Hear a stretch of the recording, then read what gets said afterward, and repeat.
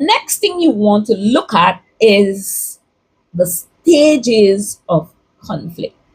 What are the stages of conflict? This helps us to understand conflict a little more. And the goal with looking at the stages of conflict is to recognize that some things that do become conflicts or escalate to the point of felt conflict could have been averted or resolved or managed at the earliest stage of conflict. And so the first stage is called the antecedent conditions. In the antecedent conditions, we also call this latent stage, right? The latent stage of conflict is where the set conditions for conflict, right? Like here in Belize, we would say it's ripe for a conflict.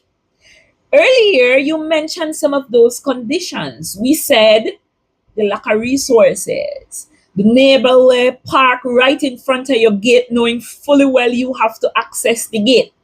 And so every single day, it becomes more and more challenging. And then one day, you just explode, and now we have a full blown conflict. And so some of those things that make them make their way to full blown conflict, where there's tension and there's escalation and loud talking, can really be caught at that very early latent stage, and where we can address them, we do. There will be times when you sit down with people who are in a full blown conflict to try to understand what's going on, what happened. And when they relate the chain of events, you recognize this started as something very small that you missed or that really could have been resolved all the way back there. And so the lesson here is this: wherever you find that you can resolve a conflict at that early stage before there's a flare up, do so. Not all conflicts can be resolved at the latent stage, but if you are privy to some of these antecedent conditions, you might want to address them from early to avoid it escalating to the point of now we have to find out how we're going to move forward with this. The second stage is perceived conflict. What's happening in perceived conflict? There is substantive or emotional differences, and this is sense. It's sense, right? So you start noticing behavior changes and patterns. People maybe start, throwing phrases and quotes, or make some snide remarks, some sarcastic comments, right, as it relates to the workplace. You enter a room and somebody else leaves the room, and it's not just once. You start to see patterns. They've not come out directly. Nobody has raised the issue and make it clear that this is how I feel, this is an issue that I'm having, this is what I don't like.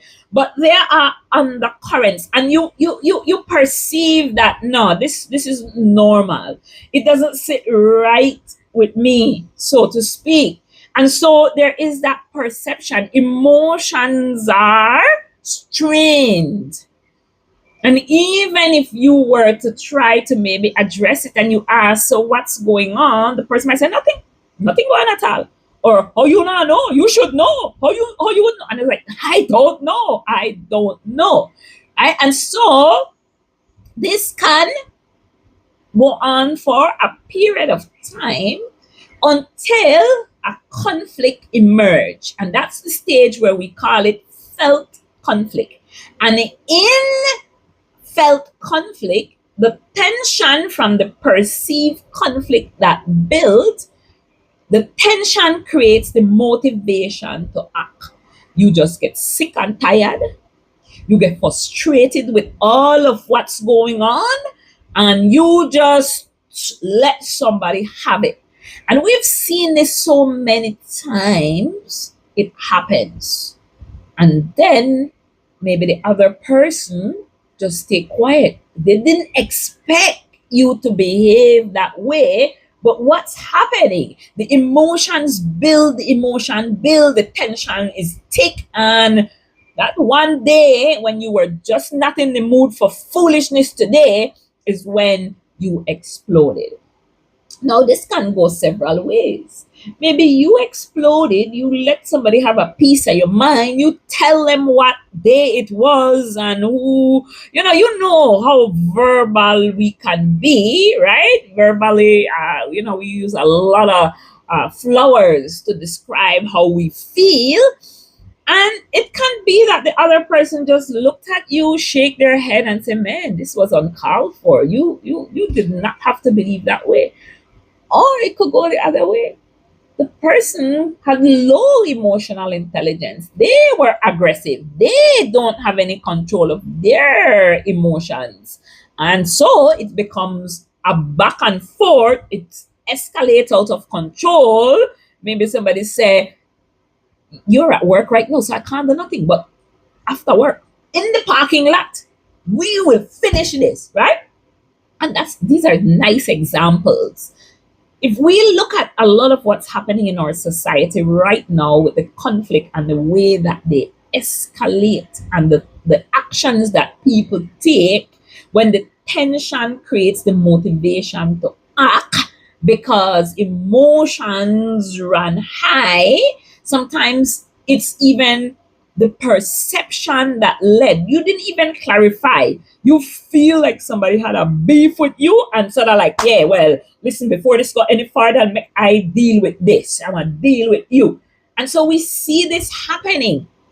And if we just step back a little bit to look at what are some of those conditions that led to the perception that caused the emotions to run high, and then the tensions that resulted from those emotions to result in this conflict, full-blown conflict, we recognize that we could have dealt with this a long time ago, right? The trouble with conflict is this: you know how it started, you never know how it's going to end.